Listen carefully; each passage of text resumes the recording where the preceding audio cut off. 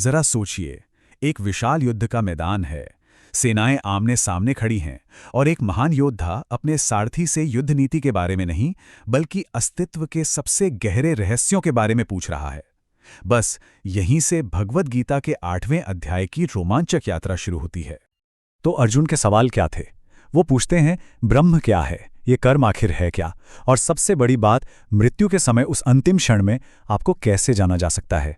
ये सिर्फ एक योद्धा के सवाल नहीं है, ये वो सवाल हैं जो हर वो इंसान पूछता है जो जीवन के अर्थ की तलाश में है। अब इतने बड़े और गहरे सवालों का जवाब देने से पहले कृष्ण, आप कह सकते हैं कि एक तरह से ज़मीन तैयार करते हैं। वो हमें कुछ ज़रूरी शब्द और उनकी परिभाषाएं देते हैं ताकि हम आगे की बातचीत को ठीक से समझ सकें। तो चलिए एक एक करके इन परिभाषाओं को समझते हैं। सबसे पहले बात करते हैं ब्रह्म की। कृष्ण कहते हैं ब्रह्म वो अक्षर है। अक्षर मतलब जिसका कभी क्षय न हो, जो कभी नष्ट न हो। ये वो परम सत्य है, वो अविनाशी तत्व जिससे ये पूरा ब्रह्मांड बना है। यही सब कुछ का आधार है। फिर आता है अध्यात्म। ये क्या है? ये है आत्मा का अपना असली स्वभाव। मतलब हर जीव के अंदर जो चेतना है, जो उसकी अपनी पहचान है, वही अध्यात्म है। अब देखिए, कर्म। कर्म का नाम सुनते ही हमारे दिमाग में आता है अच्छे बुरे काम, है ना? लेकिन यहां कृष्ण इसकी एक बहुत ही अलग, बहुत ही गहरी परिभाषा दे रहे हैं।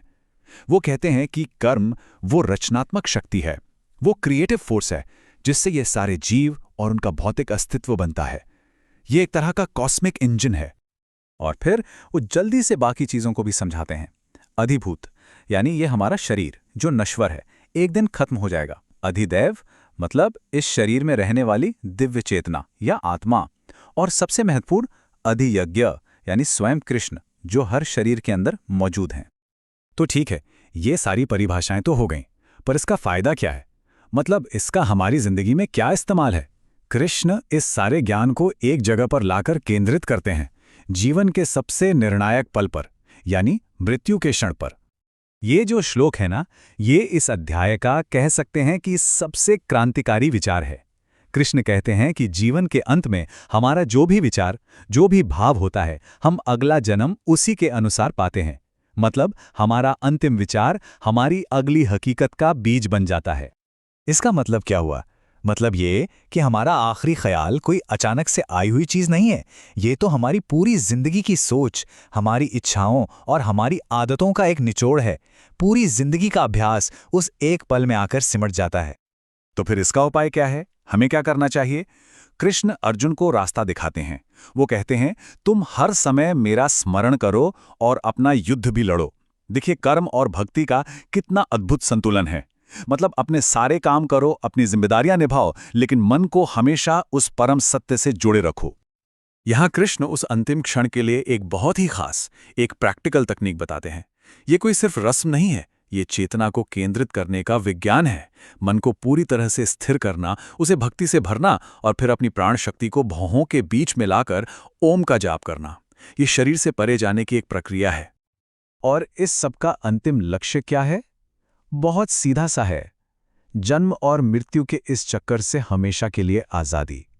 उस परम धाम में पहुंचना जहां से फिर कभी इस दुनिया में लौटकर नहीं आना पड़ता। अब यहां से चर्चा और भी दिलचस्प हो जाती है। कृष्ण उन दो रास्तों के बारे में बताते हैं जिन पर आत्मा शरीर छोड़ने के बाद यात्रा करती है। तो ये दो रास्ते हैं, एक है प्रकाश का मार्ग और दूसरा है धुएं का मार्ग। प्रकाश का मार्ग, जिसे अग्नि, दिन और उत्तरायण जैसे प्रतीक दिखाते हैं, ये ज्ञान और जागरूकता का रास्ता है। इस पर चलने वाले वापस नहीं लौटते। और दूसरा है धुएं का मार्ग, जिसे रात और दक्षिणायन से दर्शाया गया है। ये अज्ञान और लगाव का रास्ता है और इस पर जाने वाले फिर से इसी दुनिया में जन्म लेते हैं। और कृष्ण साफ कहते हैं, ये कोई नई चीज नहीं है। ये दो रास्ते, शुक्ल और कृष्ण यानी उजाला और अंधेरा, हमेशा से हैं। ये आत्मा की यात्रा के लिए दो शाश्वत विकल्प हैं। तो अब हम आते हैं इस अध्याय के आखिरी हिस्से पर, जहां कृष्ण इस ज्ञान के असली मूल्य, इसकी असली कीमत को समझाते हैं। ये सिर्फ जानकारी नहीं है, ये वो ज्ञान है जो पूरी तरह से बदल देता है। तो इस ज्ञान को जान लेने से होता क्या है?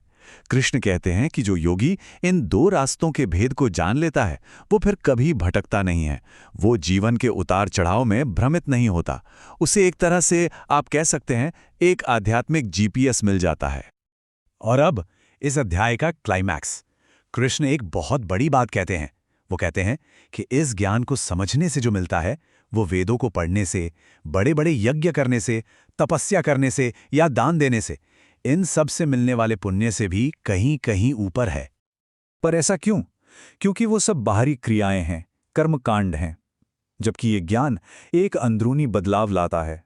इसे जानकर योगी सीधे उस परम अवस्था को पा लेता है जो सारे आध्यात्मिक रास्तों का असली मकसद है।